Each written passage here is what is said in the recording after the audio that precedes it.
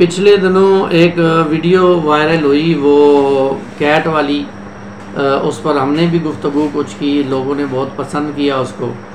ایک ہمارے ساتھی ہیں، دوست ہیں، انہوں نے پھر ایک مجھے ویڈیو بھیجی کہ ایک نماز امام صاحب پڑھا رہے ہیں اور انہوں نے بچے کو گود میں اٹھایا ہوا ہے، اور یہ مسئلہ بھی بہت اہم ہے، ہمارے ہاں اس طرف بھی کوئی توجہ نہیں ہوتی ہے۔ اور یہ ہے کہ بچے مسجد میں آ جائیں تو جو بزرگ نمازی ہوتے ہیں خصوصاً، تو ان کو وہ بہت ایریٹیٹ ہوتے ہیں، اور بچوں کو غصہ بھی کہتے ہیں۔ اگر کوئی شور کرے، شرابہ کرے، تو بچوں کو جو ہے وہ جو ہی سلام پھیرتے جائیں تو بچوں کے ساتھ ایک بدتمیزی کا سا معاملہ کیا جاتا ہے، اور مسجد سے بھی بچوں کو بعض اوقات نکال دیا جاتا ہے۔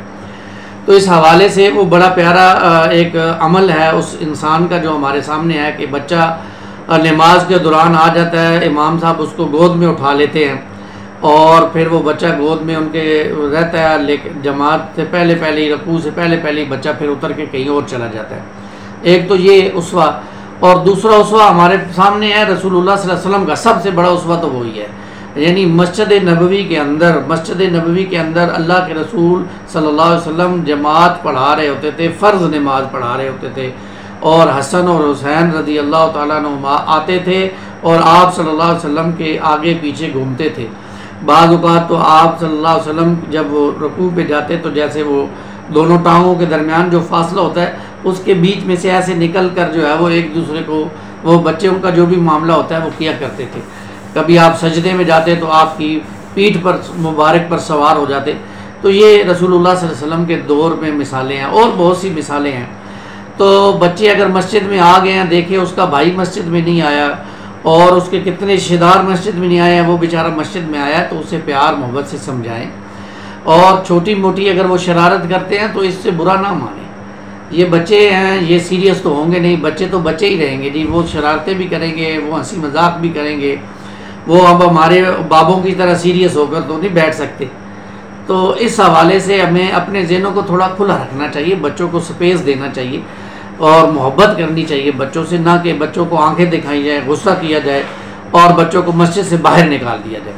یہ بہت برا فعل ہے۔ ایک بات تو یہ، دوسری بات یہ ہے کہ یہ بھی ہمارے ہاں یہ بڑا مسئلہ رہتا ہے۔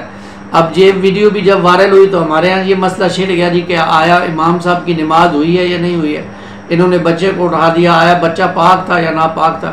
یہ سارے مسائل، یعنی ہم مچھر چھانتے ہیں اور سموچے اونٹ نکل جاتے ہیں، تو یہ مسائل ہمارے ہاں شروع ہو جاتے ہیں۔ ہم اس کے پازیٹیو اور مثبت پہلوؤں کو نہیں دیکھتے کہ ان چیزوں کی طرف ہماری توجہ ہو جائے، اور ہم دیکھیں کہ بچوں کے ساتھ حسن سلوک، بچوں کے ساتھ محبت۔ آپ صلی اللہ علیہ وسلم کے دور میں پہلے صف مردوں کی ہوا کرتی تھی، پیچھے بچوں کی صف ہوتی تھی باقاعدہ، پھر اس کے پیچھے خواتین کی صفیں ہوا کرتی تھی۔ تو اب خیر بچے اب آ گئے ہیں تو جماعت میں آپ ایک سائڈ پہ انہیں کھڑا کر دیں اور تھوڑا سا کہہ دیں خاموش ہو جائیں، لیکن وہ مانیں گے نہیں، بچے ہیں، خاموشی نہیں بھی اختیار کریں گے، تھوڑی شرارت کریں گے، تھوڑا سا ہنسی مذاق کریں گے تو برداشت کریں۔ اسی طرح بچے سیکھیں گے، اسی طرح بچے پروان چڑھیں گے، مسجد کے بابرکت ماحول میں رہیں گے تو بہت کچھ سیکھیں گے۔ ہم انہیں بھگا کے گھر بھیج دیں گے تو وہ کارٹون دیکھیں گے، ڈرامے دیکھیں گے، فلمیں دیکھیں گے، گانے دیکھیں گے، وہ ماحول کا اثر لیں گے، اور وہ بہت زیادہ خطرناک ہے۔ مسجد کا کتنا پیارا ماحول ہے جس کے اندر وہ آ گئے ہیں، اب ہمیں ان کی اصلاح کرنی ہے، ان کو جوڑنا ہے۔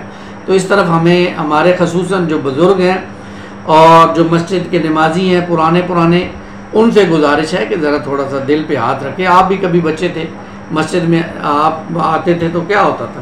تو اس حوالے سے امام صاحب کی بھی ذمہ داری ہے کہ وقتاً فوقتاً وہ امام صاحب خود اگر کہیں گے بچوں کو ڈانٹیں گے تو لوگ بھی ڈانٹیں گے۔ تو امام صاحب جب کہیں گے کہ نہیں یہ تو رسول اللہ کا اسوہ ہے صلی اللہ علیہ وسلم کا، تو مسجد میں بچے شرارتیں کرتے رہتے ہیں، کوئی مسئلہ نہیں ہے، تو پھر بچے اور لوگ بھی سمجھیں گے کہ یہ بات ٹھیک ہے۔